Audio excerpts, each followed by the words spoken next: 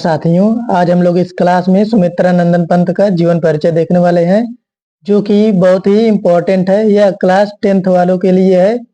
देखिए ये कितना इम्पोर्टेंट है, जो कि 2024 में, 23 में, 22 में लगभग हर एक साल पूछा गया है, बस 2025 को छोड़कर। तो हो सकता है कि 2026 में यह जीवन परिचय पूछा जा सकता है। तो सुमित्रा नंदन पंत का जीवन परिचय हमारे लिए एकदम इम्पोर्टेंट हो जाता है। तो सबसे पहले क्लास 12th वालों के लिए जरूरी होता है कि ये संक्षिप्त परिचय लिखे। तो संक्षिप्त परिचय में देखिए क्या क्या लिखना होता है। जैसे कि देखिए इनका नाम क्या है। नाम था इनका सुमित्रा नंदन पंत। इनका जन्म है 20 मई 1900 ईस्वी। जन्म स्थान इनका कौसानी ग्राम। मृत्यु हुआ था इनका 28 दिसंबर 1977 ईस्वी में। इनके पिता का नाम था पंडित गंगा दत्त। प्रारंभिक शिक्षा कौसानी ग्राम। भाषा थी इनकी संस्कृत, हिंदी, बांग्ला। काव्य धारा छायावादी। शैली गीतात्मक।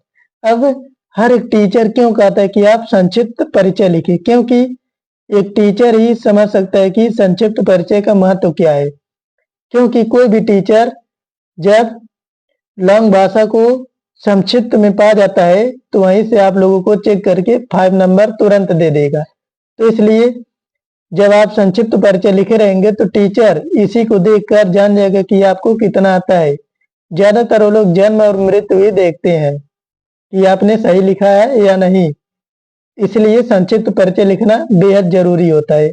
अब चलिए इनका जीवन परिचय हम लोग देखते हैं। देखिए इनका जीवन परिचय। कविवर सुमित्रा नंदन पंत का जन्म 20 मई 1900 ईस्वी में। अब जो इम्पोर्टेंट चीजें रहेंगी उनको आप लोग ब्लैक पेन से लिखिएगा बोर्ड एग्जाम में, जैसे कि मैंने लिखा है इस वीडियो के द्वारा देख सकते हैं आप लोग। को अल्मोड़ा के निकट कौसानी ग्राम में हुआ था। जन्म के 6 घंटे पश्चात, मतलब जन्म के 6 घंटे बाद ही इनकी माता स्वर्ग से धार गई, मृत्यु हो गई इनकी माता जी का। अतः इनका लालन पालन पिता और दादी ने किया। इनकी प्रारंभिक शिक्षा कौसानी ग्राम में तथा उच्च शिक्षा जो है पहला चरण अल्मोड़ा में हुआ और बाद में बनारस के क्वींस कॉलेज में हुआ था।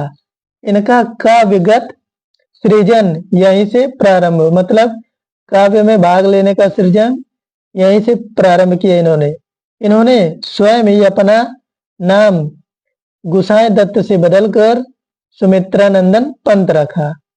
पहले सुमित्रा नंदन पंत का नाम था गुसाई दत्त।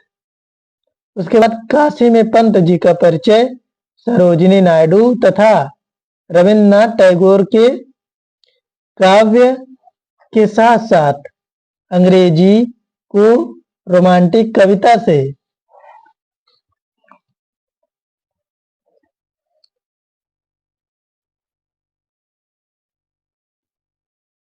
से हुआ और यहीं पर इन्होंने कविता प्रतियोगिता में भाग लेकर प्रशंसा प्राप्त की। अब सरस्वती पत्रिका में प्रकाशित होने पर इनकी रचनाओं ने काव्य मर्मज्ञों के हृदय में अपनी धाक जमा ली, मतलब जो काव्य मर्मज्ञ थे उनके हृदय में बस गए।